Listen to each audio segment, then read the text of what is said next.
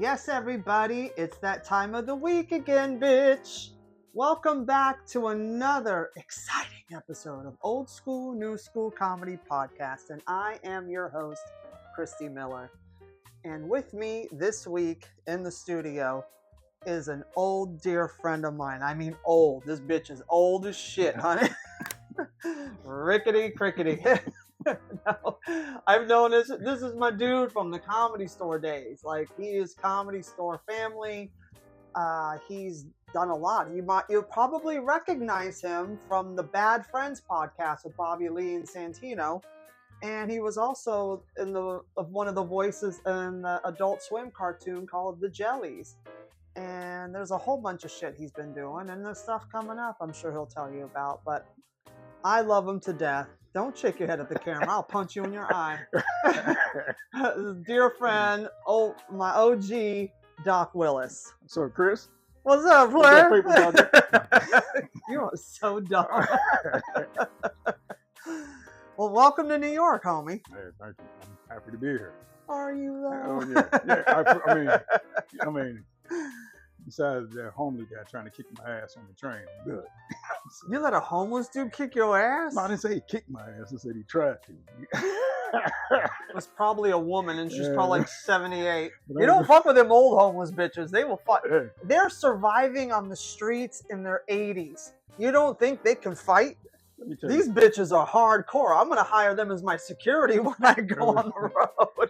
I tell you the truth. When I do see a homeless old person, I'll be like, they just walking around like, I'm terrified, just going around, like looking around, not knowing where the fuck I'm going, and they just like, bring your little young ass and sit down. It's like, they don't give a fuck. Yeah, well, if you were homeless and had nothing to live for, you wouldn't give a fuck either. Yeah, but it's just like it's a mindset, bro. Yeah, it's like we programmed to think we're more in danger than we actually are. Mm-hmm. And here they just walking around like, no, it ain't that much danger as you think. No, bitches, I'm on these streets, motherfucker. Your ass in a house, all bougie and shit. Yeah, that's what it is. You get bougie walking around.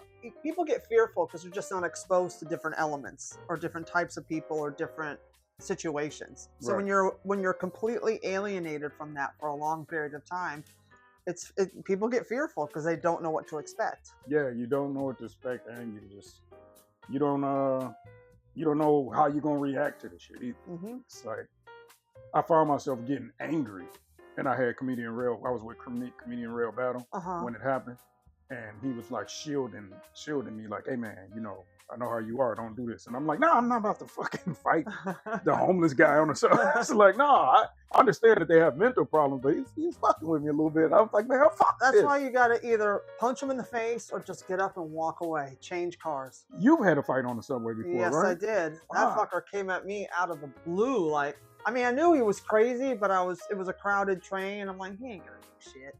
And I was, thinking of shit. I had a spot that night downtown, and had some new jokes I wanted to go over. So I'm in my head. I'm not even thinking, but I'm seeing him move, and I'm like, I only have one more stop. I can deal with this guy. Because he wasn't hurting it. He wasn't doing anything. He was just fidgeting and being weird and filming the ground and like tweaking and stuff. So I'm like, I see these guys all the time, and they don't do shit. Yeah. And this fucker looked me dead in the eye, held his phone up like this, and then punched me. Yeah. And it was like, I didn't expect that because he didn't come off that way. Yeah. And then when he knocked me out, I heard he tried to get on the car behind us. Yeah. And people were screaming, he just knocked the girl out. He just knocked the girl out. So these three big dudes jumped him and beat the shit out of him on the platform for me. Yeah. And they tried to hold him until the cops came, but it was the Bastille Day parade that day. I'll never forget. It was Bastille Day, so around that area around Central Park and Fifth Avenue, because it was at the Fifth Avenue 59th Street stop near Chump Tower. And so, it was all blocked out. So it took them the ambulance about like a half hour, 40 minutes to get there because of traffic. So he got away. But they told me, because I made the Citizen app, so I felt very famous. Because I was on Citizen, like, bitch gets knocked out on the art train. Oh my god, I'm so famous, I'm going viral. And then people were commenting, and I actually saw it because I had Citizen app just because of the funny stories that come up. And I popped up, and I was in the hospital. I was like, oh my God, that's me. So I texted, this was me. I'm in the hospital. Did anybody see this guy? And then somebody chimed in and said, these 3 dudes beat the shit out of him, tried to hold him down, but he was, they couldn't that long. They couldn't. He was a big guy? No. Tall. Tall, yeah. Far. But that's when you're on drugs, you got a different kind of strength. Yeah. There's like retard strength, and then there's like LSD. See, I'm not a drug person. Is it the VHS drugs? Wink. Not drugs. Is that the VHS? I'm on the MTV. Girl, bye. I was gonna say, but that's the thing, like, because where I come from and how I grew up, I got stole. Where are you from? Detroit. Tell everybody where you're from. I'm from Detroit. That's right. So everybody know I got it in my heart. Dumb. The motherfuckers, but they like a Motown and cars. Shut up. Ain't no mountain high enough. Ain't no. I can't sing, so I ain't gonna fuck with y'all. Oh, blow the goddamn system up. No, that ain't mine. This shit have shut down as soon as I let out a note. I was gonna say, but that's the thing. Is this is like it's hard to not. So that's what I mean by me being fearful. Is like because I'm from Detroit. You always like this. Yeah. Like making sure Head you pay attention. So when I'm on a train and then like everybody's not paying attention to the homeless guys when they get up in their face, and I'm like, this ain't. Because I've been fucking stole before. Like I remember one time a guy like 6'6". It was a long story involved this little violence and stuff. But long story short, they tried to. We was at a party. Guys into the party. They start fighting some other guys. I was helping out with the DJ that was there. One of the guys with us that was helping also. They start fighting him. And then I'm like, what the fuck? So I run over there. And then this guy's like 6'6", and I'm like, hey, bro, look, chill out. I'm like, chill out. I say, hey, he with us. And he said, what? And he turned around. And when I tell you, he hit me so fucking hard.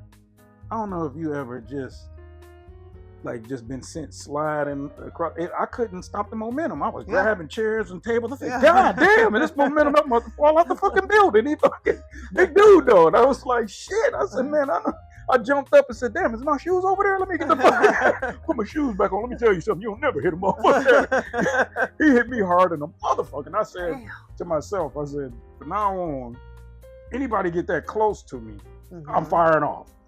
Because he just, I didn't think he would, I'm telling him he's with the DJ, and he looked like, what? And I said, he with the DJ. And he goes, I said, he wanted to hit somebody. Yeah, well, they was hitting everybody. Right back. We was hitting everybody. Ain't nobody safe now. They just came in. It had to be. And then next thing you know, what was crazy is because I guess some of the guys knew. Because they flipped over the table, they pulled out knives, and then the guy pulled out a gun. And then he aimed it at me, and he was like, and then the guy was like, the tall guy that hit me, he was like, shoot him like that. And then the DJ, one of the guys that were also with us, he grabbed, like I call him my brother, he grabbed the table and flipped the table on the guy. And then the guy like stumbled back, and then he ran out the fucking building. And then as soon as they ran out, the police caught him. And somehow he ditched the gun. So they lied and told him no gun, but they still arrested him for coming in and starting the violence. But it was like 5. So when I'm on the subway and wherever I'm walking, I'm constantly like, I don't know who is who. No, you should always have your head on a swivel. So do I. I carry brass knuckles. Yeah. You showed me. I was like, who the fuck is it? This is a cage fighter? Maybe. I'm talking about Beyond the Thunderdome type shit. This motherfucker got spikes on it. I ain't got no spikes. They're old school. They were a gift from a friend of mine. You know what I mean? Yeah. I don't forget about it. And they sent them to me. He goes, right after that happened on the subway, he goes, they work. That was the note inside of it. Yeah. Don't worry, they work. Like he's used. He probably has. He did. He'd used them before. He goes, oh, they work. But the cool thing about carrying them is that there's times when the crazies, like post-COVID, when we were still in that transition phase of like, are we open? Are we not open? We're kind of open. Yeah. Things are all discombobulated. Everybody's trying to get their bearings back to normal life again. And there was a lot of them still in the hotels that hadn't left yet. Okay. You know, because they were hanging on because they had to get vaccinated to get kicked out so they wouldn't contaminate everybody because they're dirty as shit anyway. Right. You know, and I go, COVID is the least of their worries. But, you know, it was smart because they do spread, you know, and that would have been devastating, even worse so for the city. But, you know, they were still wandering around and they stayed up here because Times Square was open and the West Village was open. That's like West 4th Street stop. That's why it's full of it's always been nutty, but it's extra crazy since COVID, right? So these two hubs and Penn Station, the three hubs, were where all the people were. There was no really any nightlife yet. No. So everything, and I live in Times Square, so everybody was still around, so I would carry them. I never had to use them, thank you God. Right. But I just hold them.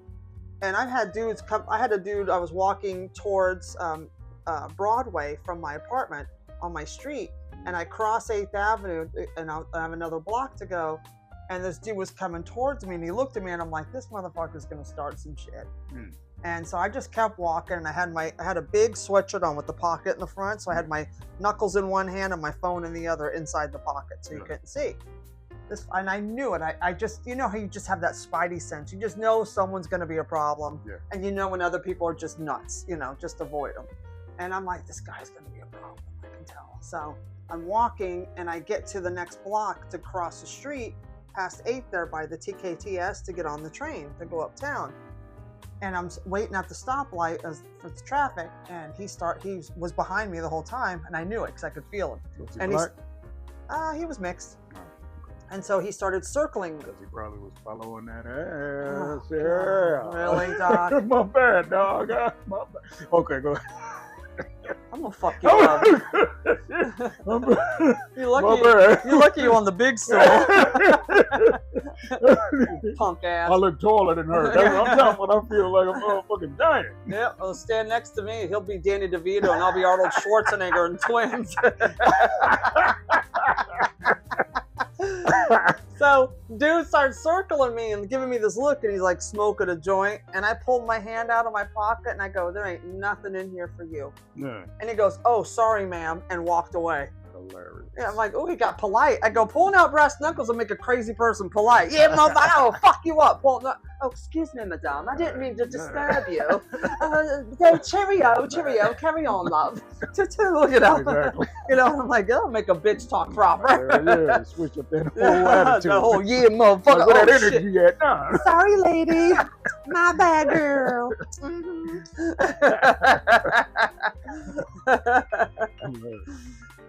So that's welcome to New York. So you were on. I want to know about this because I started out with Bobby Lee and those guys. And, I've known Bobby my entire life, and so you ended up on their podcast, Bad Friends. I haven't seen Bobby in years, but the last time I saw him was at Caroline's when I was opening for Paul Mooney still, and he was the early show and we were the late show, and I came in a little early on Thursday to see Bobby. I'm like, oh my God, Bobby's here, and let's go see him. And I walk in through the kitchen through the back, and then that's the showroom, right? You've been to Caroline's, right? I've been there, but I don't know the whole map. Okay, the whole. I know the dressing room. You go down and go to the.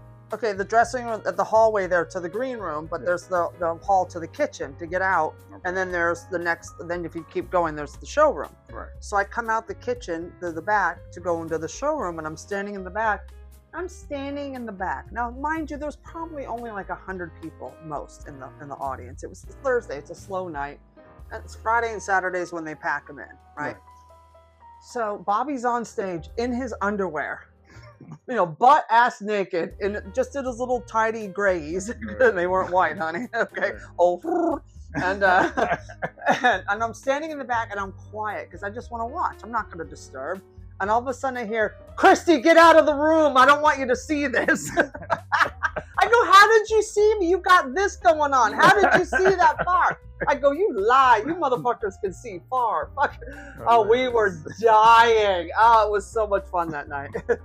Well, that's So how was it working with Bobby on his podcast? Bobby, man, on his podcast, you know how it is. He try to run it the way he want to do it. So we What's clash his a little bit. podcast? Yeah, because Bobby walling out. Motherfucker just he say anything goes. So you kind of just deal with, like, I'm black. So I'm from Detroit. Are you serious? Yeah. What? No, Doc, you did not tell me you were black. I did not know. So sometimes I think I'm Puerto Rican, but porque hablo en español, pero don't touch me. No, no toca la guitarra. What you say? Exactly. I said, don't touch the guitar. No toca la guitarra. Just ¿Dónde está la biblioteca? The library. La policía. I should do that to the help down at Gold's Gym Hollywood. Let me get out! And they were like, they wanted to kill me. So, yeah, Bobby's crazy. Bobby does it to get a rise out of people. Yeah. I mean, yeah, he does it to get a rise out of people, but he does it because that's just all he's ever done. Yeah, you know what I mean? Nuts. Yeah, so that's who he is. So you just gotta accept him for who he Yeah, is. you do that, but at the same time, you gotta put your foot down and be like, hey, that's it. Oh, let me guess. He dry humped you because he dry humps everybody. Bob do what he do, and I said, man, hold on, dog. Did he really dry hump you? Because you're the wrong person to dry hump. Yeah, man, I'm the last. I'm the last guy to be touching like that. So it was like, oh my God, I wish I would have saw that. I said, he probably would have freaked out, pulled out a gat and shot up everybody. It'd have been Michael Douglas and falling down. I mean, that's what some people would do, but because I'm a Christian, I was like, we'll pray for, see how she is? Judging me, faithful. That's your girl. But I just was like, Doc, just know this, you're black. Yeah. You're not Scarface, okay? You're not Cuban, okay? But I feel in my heart that you're from Detroit, Doc. Okay. No one talks like that in Detroit. No, nobody. Exactly. Well, we got a few of them. We call it Mexican villages. It's like a small city of everybody, though. It's like Mexicans, Puerto Ricans, Asians, Arabs, whites. It's all. It's everybody. Yeah, it's everybody. It's like our little California, our own little New York over there. I love it. Yeah, I love it too. I Detroit? went over there. I didn't even find out we had it until like '96 before I left and moved out here. You know how I found out? I'm driving down. So every summer, Detroit has these festivals. And they have it for every different culture. Oh, I love that. Yeah, it's like every weekend. So it's African, it's Caribbean. It's like New York. Yeah. We have a parade. We have a parade every day because there's 7 million cultures here. Yeah, that's dope. Isn't it dope? I love it. I love all the different people. They got something going on over there where I am now. I don't know what, but it's definitely some kind of Dominican thing going on because it's like they got. Oh, it's the Mets. It's the Mets. That's what it is.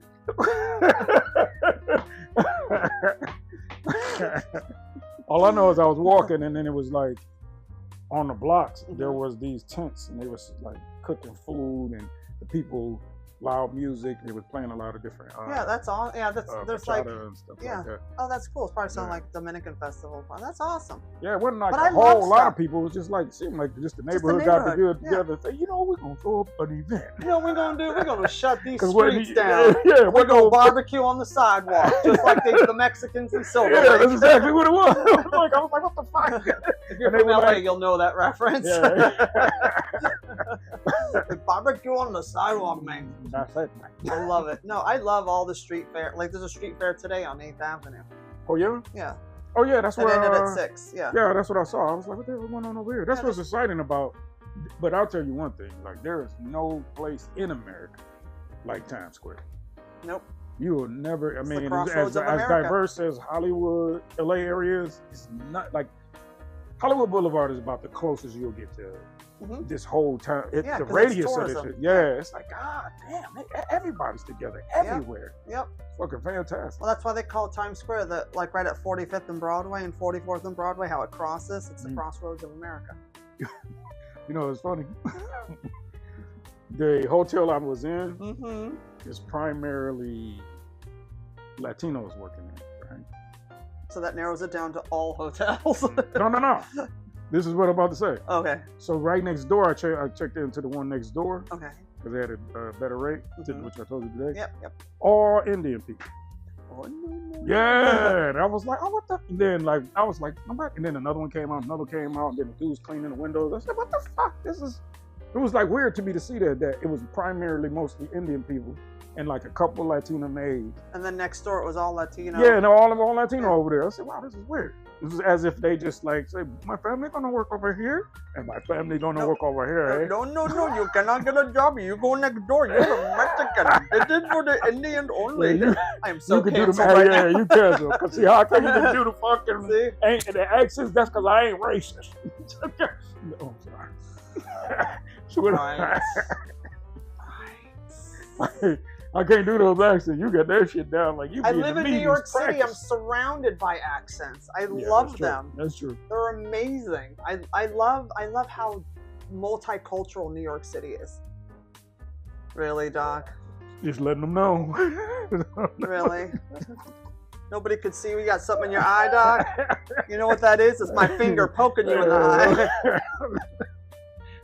So anyway, we're talking about Bobby Lee and Bad Friends and so you were on there for a while. I was on there for a while, and then like we also done shows together too. That's awesome. So like those guys. That's a fun group.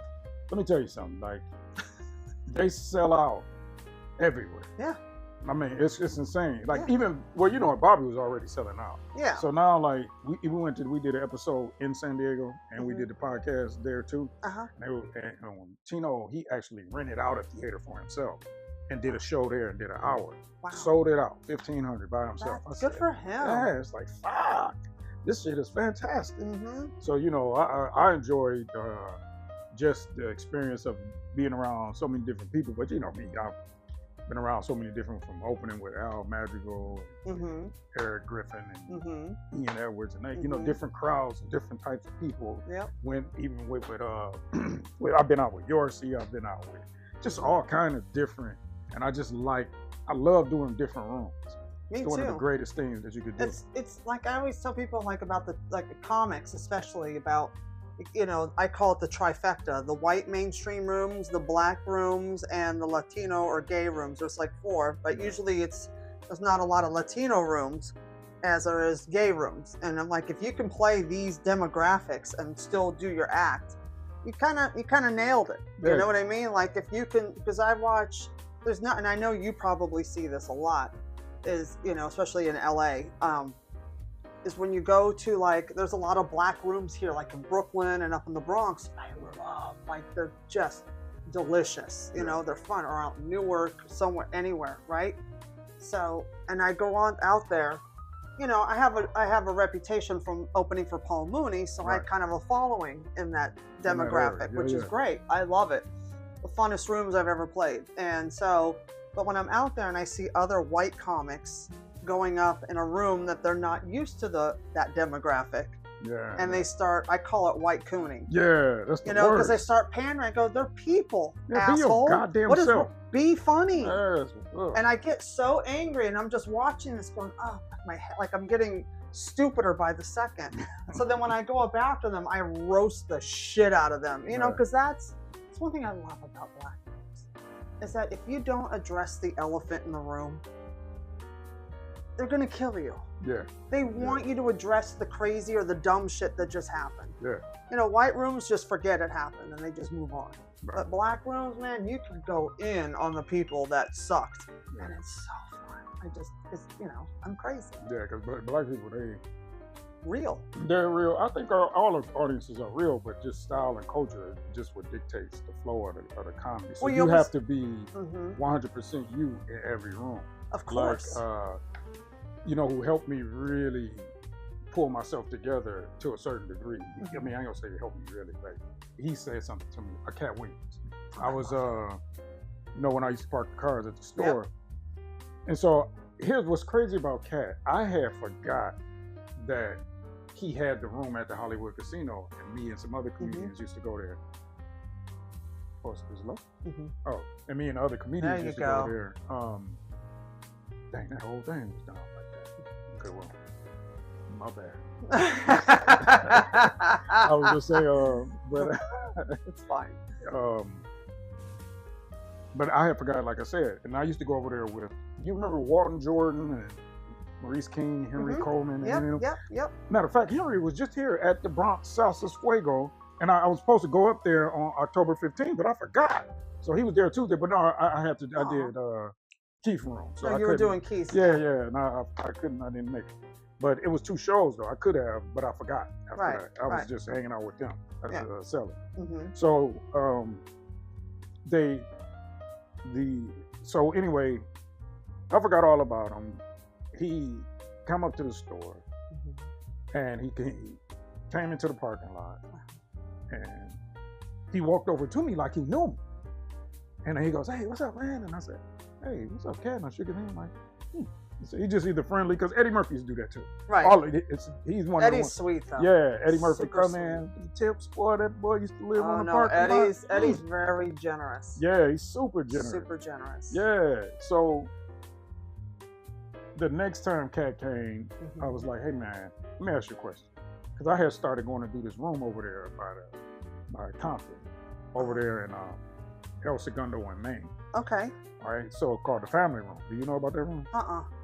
The Family Room is a blood bar, so it's all bloods. It's a blood area. And one time I went over there in blue and white and forgot I had on blue and white. Doc just wants to get shot, you know? Doc wants to die. He is a walking suicide target. What are you doing? I was just like, I just jumped in the car. And then by the time I remember, I wasn't even paying attention. I'm forgetting the bars blood, because I had been over there so many times, and they cool, so I didn't really even think about what color I had on. Right. Then when I got out the car, another guy that's a comedian, a Crip, he performed over there. That's the thing about me doing comedy in LA being so big. He performed over there, but they don't know who he is because there's different, you know how it is, different areas of Bloods and Crips. So you can sneak into their own territory. They won't even know as long as you don't wear your color. Yeah. So he go over there and just do his comedy. And he grabbed me. He said, hey, because I was about to go up to it, and there were like 6 Bloods hanging outside the place. And he goes, "Hey man, don't go up there." He said, "Man, what you doing with this blue, this red?" He said, "Hey man, you know I'm a Crip. I don't do this." He said, "Man, this is just for the comedy." And I was like, "Hey man, listen, they know who the fuck I am." I said, if they don't know, if they don't like it, then I'm just about to get it. He said, "Man, you can't." He said, "Man, Doc, I know you're a man about who you are." He said, "But you can't do this." I said, "Man, don't worry about it." And I walked up to her, and when I got up to the door, when I tell you them motherfuckers turn around like they smell apples, like what the fuck going on? Not apples, but they just turned. Like someone farted. Who farted they looked like, in this bitch? And then when they looked at me, they said, "Oh." And then and then I went in, and it was like, good thing you've been there before. Stupid. Yeah, but I already knew that it wasn't. I didn't know, but I knew that when it comes to the streets, they know who trying to disrespect them, and they know who. Yeah, they know what. Yeah, exactly. So it wasn't like I was in blue and white, just getting out, walking up to the liquor store. Yeah, motherfucker. Yeah, what's up? What, you want some of this? Yeah. You're like, oh shit, I'm wearing blue and white. But you still couldn't do it, but they knew me. Right. So that was my whole thing. Like I would have went back. I don't disrespect nobody's street territory. That's not my thing, because I used to be on the streets doing drugs, selling drugs and shit. So I already know that element, right? So so back to Katt. I said to Katt, I said, "Hey, you used to go to the family room, right?" He was like, "Yeah." He said, "Oh," he got happy. He was like, "Oh yeah." He's like, "That's one of my favorite rooms, man." And I said, "Yeah." I said, "Well, listen here. I've been going to this room for 4 times straight, and I bombed every single time." And then he goes, "What?" And he goes, "You?" And then once again, I'm like, "Why you keep talking to me like you know me?" So he said, "You?" He said, "Tell me what you doing." And then I said, "Well, no." He said, "No." He said, "Well, let me ask you the first question." He said, "Are you being truthful? Are you being true?" Yeah. I said, "Everything I do here, okay, I do the exact same thing over there." I said, "I don't switch it up, so I don't do that. I stayed the same dude." And he said, "Okay." He said, "Okay, keep going and tell me what else happens." I said, "Well, I go up, I do a joke, they don't laugh. So throw another one out, they don't laugh." And then I said, "Then I throw another," and he cut me off. He said, "Okay, I see." And then I said, "What?" He said, "You're waiting for their approval." Yep. He said, "Don't wait for their approval." He said, "You just do your material." He said, "They don't get it, that's their problem." He said, "You just keep going." And he said, "You'll see it change." He said, "You got to stay that." You can't. They can smell weakness. Yeah, up there. And it's like blood in the water to a shark. Yeah. They can smell your weakness, and I watch comics go up in tough rooms like that, and I can smell their weakness. And when I go up like I don't give a fuck who you be, because I was raised by Paul Mooney. Right. So when you do a Mooney room, that'll toughen you up faster than anything. Because I've taken beatings when I first started. Like the first couple times with Mooney, I've taken some beatings. Like, okay, what am I doing wrong? I'm too in my head. I'm thinking too much about they're black and I'm white. Right. And I had to go, fuck that. Get out of that. And then that only happened a couple times where I lost them. And then, boom, I stopped giving a shit. I said, you know what? I don't give a fuck. I just would go up there and just start bam, bam, bam. Had them right there in my hand. Yeah. And they smell fear. But when you go up there confident, even if your jokes are mediocre, they're going to be with you. Right. They're going to rock with you, even if they don't think, he was okay. He was good. Right. But they're not going to hate you or be like, this guy. You know, they smell weakness. Right. Well, the thing is with me, when I was going, I was more about like too excited. I was like more like, finally my people, I'm around more. Like I felt like I was in Detroit, but the problem is I was like, y'all should get me right away. So it was more of a arrogance type of thing. Waiting for them to your ego comes from insecurity. Yeah. So they knew you were insecure. There it is. So because that's the weakness. It's not confidence. Yeah. It's cockiness. It's the ego that comes from that cockiness when you walk on stage, like y'all ain't shit. Like, no, that's you coming from an insecure place and you're trying to overcompensate for not feeling adequate enough. Yeah. You just gotta walk up there like, get the fuck out of here. Like, bitch, whatever. Right. And it's amazing because I've been there. Like, if you don't get like I've been insecure, like, you're gonna love me. I've been up like Jennifer Holiday, you're gonna love me. And they're like, no, we're not. Yeah, they said, no, bitch. But the one thing that they never did was boom. So I was like, okay. I said, I'm doing something wrong. So that's why I talked to him, because I wanted to get his feel on that room. Because I did the Crack 'em Up Thursday warm-ups and stuff like that there. But it's a total different energy from the black shows at the Comedy Store versus the family. And this is what I tell people all the time. Like, it can be like a bar show. It could be in a basement of a strip joint. It could just be, in somebody's backyard, or it could be at a comedy club. Wherever you go, the subconscious click, the light switch in your subconscious mind when you walk into a venue, that venue sets the tone of your reaction to what the show is going to be. Right. So if it's the Comedy Store, they're going in there, this is the Comedy Store. This is it. They go to the Comedy Cellar. Oh my God, I'm in the Comedy Cellar. Right. This is going to be the best show. And it's so much easier because the crowd subconsciously has clicked in to the vibe, and they're meeting you 3/4 of the way instead of halfway. Right. You walk into a bar show or like an alternative comedy show or an off-beaten path. I've done strip joints. I've done everything. And it's harder because their mindset, this isn't a comedy club.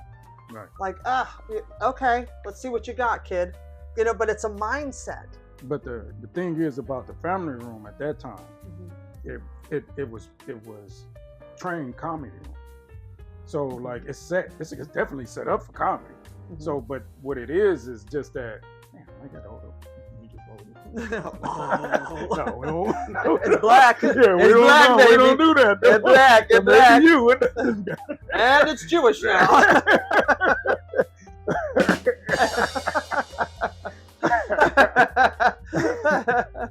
Okay, but it's also the family room. It's a training room, so they're going in. Yeah, it's going, a training room. Let's see what you got, bitch. That's what they are. They're more of like, okay, because if they had Katt and Tiffany Haddish, and one time I went up, I think the last time I went up after Tiffany Haddish and she murdered, right? Of course. And then so I was like, and I got mad, and I started talking about her material before I went up. I said, y'all laughing at that bullshit, blah, blah, blah, blah. And then they were like, nah. No, bitch, we liked her. We don't know who you are. Take your bitch ass out. This was before she was famous. This was way before that. Okay. So yeah, this was when she was just like hit. all cylinders with her stand-up. Right. And I just was being a bitch because I was mad. Just being a bitch. Because you were mad you had to follow that. No, it's not that. It's just that, it is. And that's what it is. It's like, this bitch killed. What the fuck? And I don't think she's that funny. Or material's juvenile. You know, you have this whole thing you go over in your head. And then you go up there, you're like, what are you laughing at that shit for? What you have to do is go, fuck yeah, she crushed. Who cares if you hate her? You got to play the game because they love her. If they didn't love her, then you could go in on her. Right. So when she went up, I was like, oh, them jokes, that kind of style of joke been done before. I was judging her jokes. Yeah. So it was like, Doc, you can't do that. Like, you have to not learn from that. Like, you do you. Mm-hmm. And the next person, no matter what they do, it doesn't matter. One thing I learned early on, like, I remember Frankie Pace, he's an OG comic. He's from the 70s and 80s. He's like a godfather to me. Like, he told me when I first started, Christy, he said, it don't matter what happened before you. It doesn't matter what happens after you. All that matters is what's going on while you're on stage. That's your playroom. You make that about you. That's all you think about. Who cares what somebody did before you, and who cares what they're going to do after? You can't get in your head about that because you'll drive yourself crazy. And that was when I first started. So I never worried about the front or back of me. I just worried about, hey, I'm going to have fun up there, so fuck it. Yeah, and then you know what it is, to be honest with you, it was coming from working at the comedy store. Yeah, you get an ego. You get this ego. You get an ego. Yeah. So that's what I did when I went to the family room those times. I had this ego thing, like, I'm out here. I'm comedy store, bitch. Who the fuck are you? Like, that's a bad. Like, I'm Doc Willis. I do this in the comedy store. I'm out here, y'all. Watch this. I'm slumming it. Yeah, so it was a very valuable lesson for me. Yeah. When I went up behind her, and I was like, damn. Because any other times, you know, I've always seen her. You know, it was like, okay, you know, and laughed all the time. Like, not all the time, but laughed at her. You know, to me, she's funny. So yeah, it was she's like, very funny. It was like, okay. But then when she went like raw, like it was, and then they came up there and was throwing money on the stage. I was like, man, what? How? Blah, blah, blah, blah. And I realized, like, first of all, I wasn't even in a position to be saying anything about anybody. Second was, I should have just only been focusing on myself because I was trying to grow still as a comedian. And so it was like, I didn't have time for none of that shit. And I chose the other way and fucked myself. Yeah, you got in your head. Yeah, it was you got in your own head about following Tiffany, because not even that Tiffany Haddish, but it was like how much she killed and how the crowd reacted. You got in your head about that. Yeah. And it happens to everybody. That's a really valuable lesson. I'm glad we talked about this. Yes, it was what it was. So I just said, all right, I won't never do that again. Yeah. And when I talked to Katt, like literally the next show, then after that, just boom, boom, boom, boom. Right. Just all great shows. Monsters. Because what they do is when you do great, they walk up and they throw money on the stage while you up there just doing your thing. Oh, and so it like was a stripper. Yeah, just like yes, I need to go to that show. And, I need me some $3.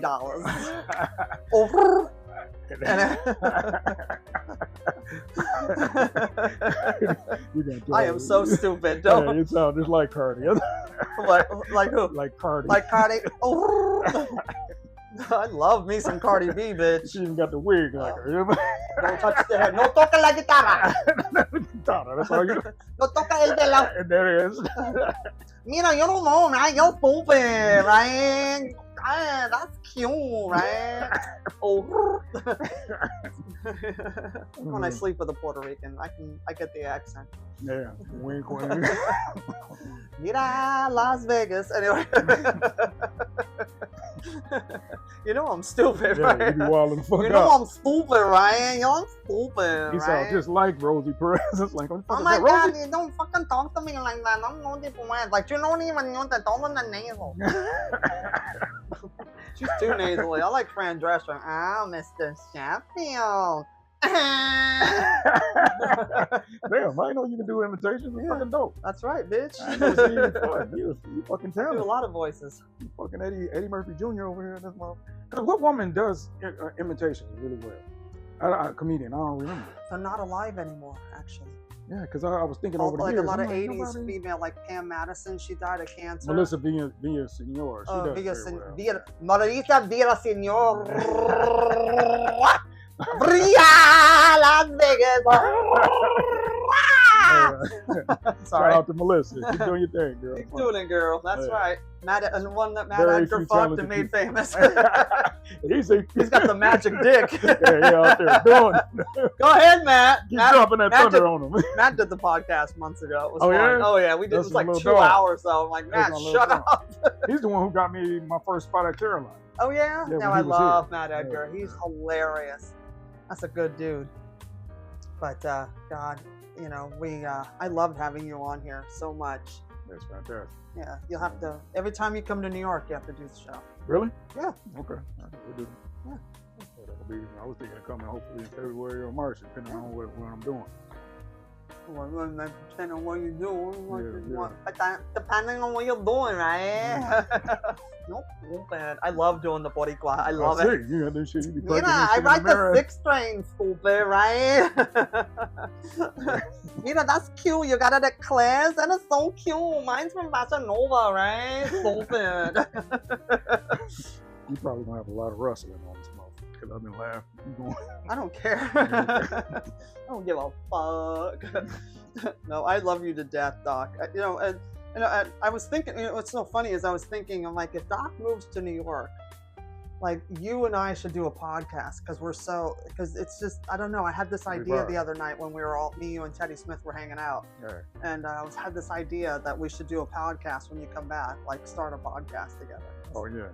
And then just like make it every time I come back, touch episode thing. Yeah. Yeah, that'll be dope. Yeah. I'll do it. I have me one on the east side too. So I have one over there, one over here. That's right. He's bi-coastal, honey. Yeah, get it? He flips both ways, honey. Whoa, yeah. He's LA and New York, okay? Papi chulo, I love you, right? You're stupid, papi. I love it. You got to do that accent for the whole next podcast. No, I do. I do this shit. Mira, me llamo Sad Girl, and I live in Echo. Yo vivo en Echo Park. Where did you live when you were in LA? Where did I live? Yeah. Mostly in West Hollywood, and then I lived in Silver Lake for a while, and I also, before that, I lived in Hollywood. Okay. So you said you were born and raised in LA, right? No, San Francisco. Oh, shit, I didn't know that. Fucking cock. My old joke about being from San Francisco, I said it's so gay, we used to call it Sam and Frank's Disco. Yeah? Yeah, that was the nickname. I live in Sam and Frank's Disco. It was. I mean, not bad. I don't know about anymore. I ain't been home in years. No. I don't know. So San Francisco has a bigger gay population than West Hollywood? No, West Hollywood is bigger per capita because San Francisco is such a small city. Okay. It's the sister city of Boston. That's how they designed San Francisco, was off of Boston. Okay. So San Francisco is this small, like, just a few mile radius. West Hollywood is probably about the same size as San Francisco, if you think about it per capita when it comes, because the gay population is just the Castro. Right. Like, that's just a small section of a small city. San Francisco's not as big as people think it is. Okay. So West Hollywood, so per capita, they have more cocksuckers than they do in San Francisco. Yeah, because that's like the whole, I mean, not the whole city, but most of it. Is it most of the cities like that? Because I wonder, like... In San Fran? No. Oh, West Hollywood? Because, it's like a bunch of houses over there. But I always see, like, families coming out those houses. Yeah, because families moved into the gay neighborhoods. Once the gays clean up everything... You know that West Hollywood seceded from the Los Angeles County. It's its own county. What do you mean? They have their own police department. They have their own post office. They have their own laws away from Los Angeles County. Oh, okay. Yeah, so they seceded because it was predominantly gay. Okay. And so they did it to protect themselves, and and the gay population, when coming up in like the 70s. Their own county or their own municipality? They have all that. There's a West Hollywood court. There's a West Hollywood police station. They are their own jurisdiction. They're separate from Los Angeles County. Oh wow. Yeah. Okay. They're that pimp. That's how gay they are. Yes, queen. Okay. We are the queen, bitch. What? If I ever move back home, I'd have to live in West Hollywood. Yeah, I mean, that's my home. That's the area that I know, and that's my home. But it's like I live in Hell's Kitchen, and it's East Hollywood basically. It's gay. This area? Mm-hmm. When I moved here, it was Chelsea. That was the gay area. That's what And then Chelsea got really expensive, so they all moved up here, and then everything got expensive here. And then all the stroller jockeys moved to Chelsea. How fucking funny is that? Everywhere they go to property value. Yeah, because they clean shit up. First, the lesbians come in. They go to Lowe's. They rebuild shit. They put in bathrooms and kitchens. They do the lesbian thing with the belt and the Timberlands. And then once they're done building, the gays come in and decorate and paint and plant gardens. Oh, you know, put little coffee shops, the little flags out. Yeah, bitch. And then it's all nice. And then the stroller jockeys come in. And then it's like happy and families because it's a safe and clean and everything's beautiful. And then the Asians come in from NYU and then it's done. Oh, wow. Then it starts over again. Okay. Wow. Yeah. So, you know, when the Asians start moving in, you know that shit is on fire. That shit is done. Gentrification, done, bitch. We are at peak value now. we wrapped it up with the Asian community. They came in. That's when you know your shit's expensive. Yeah, yeah. And it's like, oh, here comes NYU. That's hilarious. I was watching an Asian comedian at somewhere, and at a mic. And he was saying, and his bit was, they were getting rid of the Harvard program, some kind of minority program or something that involved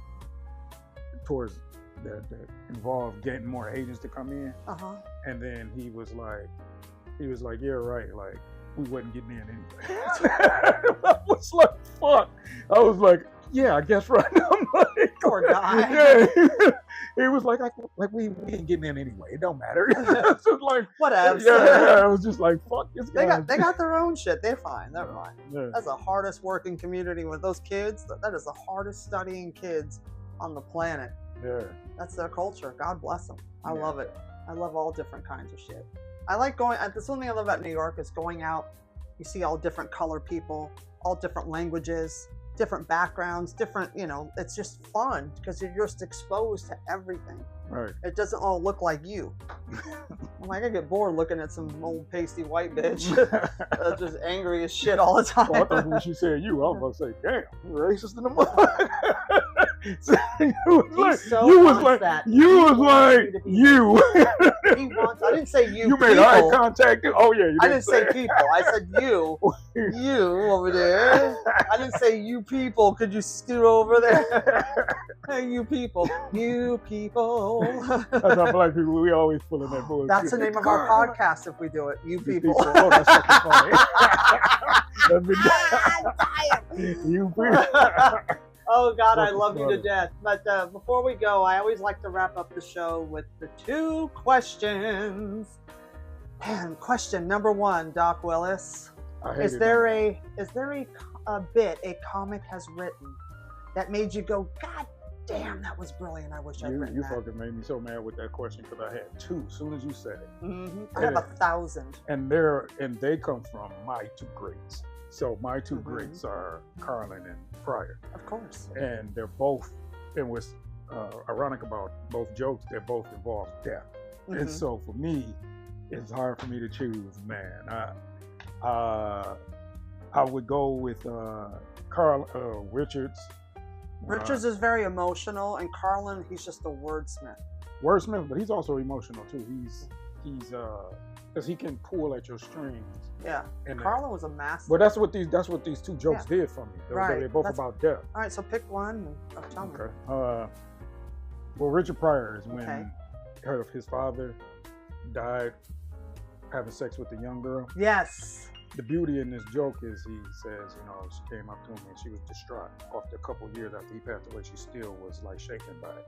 And he was like, and he consoled her. He was like, no, don't worry about that. Saying, my father died fucking you. He came and went at the same time. That's called recycling. I said, that's the most brilliant shit. I said, fuck. And I love that joke. But that joke is so fucking funny. But it's also so endearing. It's like he was her therapist. Yeah. She had to laugh for him to say some shit like that to her. But she probably laughed and lifted that fucking grief off of it. But it's like that's thing about death is that you have to laugh because that's so cathartic. Yeah. When my mother died, God rest her soul, I was on the phone with my brother and I was flying home Thursday to do last rites and stuff, and they said she had a couple months left. This bitch died the next morning. I'm like, girl, you couldn't wait for my black ass to get home. I'm gonna kick your ass, right? So I'm on the phone with my brother, and she's gone, and the priest is there, and all this shit, right? And so me, being me, I said, can somebody put a spoon under her nose and see if she's breathing? Because she probably is faking it and wants you all out of her house so she can drink wine and watch Law and Order reruns. They laughed for 5 minutes straight. I said, she wants you all the fuck out of her house so she can drink some wine and watch Law and Order reruns. And they were, because it was like that whole, like that tension, I had to cut it. And everybody laughed literally for almost 5 minutes straight. Right. But it's catharsis. You know, it's like, it's so like, oh, like it's a release. It's a way to get out. So that joke that Richard did is so hilarious and so real and so raw. He was the best. Yeah, it was one of the ones that like it even like done wonders for me as a comedian. Yeah. I don't. That was a ability that I was like yearning to have. Yeah. Because I said, wow, like to go into that vulnerability like that, and then help this person that's dealing with this situation to be funny with this, and to a crowd of us who hearing it after, it's like, God damn, but this being shit is sweet, brilliant. it's sweet and emotional. But what it does is when we hear the greats do stuff like that, it peels this layer in our brain, like it peels it back, and we find these cool things underneath. It's so inspiring to watch that stuff. But that's awesome. My comedian heroes changed from Howie Mandel to Pryor after that. Oh, because I was a kid. Thank you, Lord. Thank you, Lord. What? You're from the streets, bro. You went what? I was a kid. Real forlorn little. He was. I will take Howie Mandel's handbag and slap you upside the head. And the second question is, Paul Mooney used to close his shows every night with street jokes, and he would Mooney-ize them and murder. And we're comics. We always try to bust each other up with stupid jokes, make each other laugh. So my question is, what is your go-to street joke? I don't have one, really. I thought about one. Okay. But I was like, oh, that's so corny, and I hate it. It was like one of the better. It was a joke that made me laugh as a kid. Okay. And I don't know why, but I know why. It's just funny. But because it's stupid. It's so hacky ass these black jokes are so dumb, they're funny. That's they're why. dumb. Yeah, that's the point. So, two black dudes peeing on a bridge. Mm-hmm. One black dude says, "Man, this water is cold." Another black dude says, "It's deep too." But the kid, I was on the floor. Like, I remember that joke. Oh, yeah. I said it wrong, but the visual on that, I was like, "How you doing? How you doing? How big is that bridge, Daddy?" Oh my God, I love you so much, Doc. Tell everybody, tell the schoolers out there where they can find you on social media, and if you have any big shows coming up you want to promote. Okay. On social media, I'm at Doc Willis Comedy on Instagram or Facebook. I ain't got nothing coming. I ain't got nothing coming yet until I get back home. I'll let everybody know. But other than that, if I do, whatever I have, I post it. You go on my page. I'm always posting when I got the next shows coming up. Nice. And is that it? Sorry. Well, I do have something coming out, a voiceover project. Okay. I will just say the name, Kevin Hart. I don't think anybody's ever heard of Kevin Hart. But that'll be out hopefully soon. I hope it's a cartoon of the Diddy Party. Yeah. Anyway, and don't forget also too to follow us here at Old School New School Comedy on Instagram, and you can follow me as well at Christy Miller Comedy everywhere. And please like this episode. Follow us on Apple Podcasts, Spotify, YouTube. Leave comments. Send us your favorite street jokes.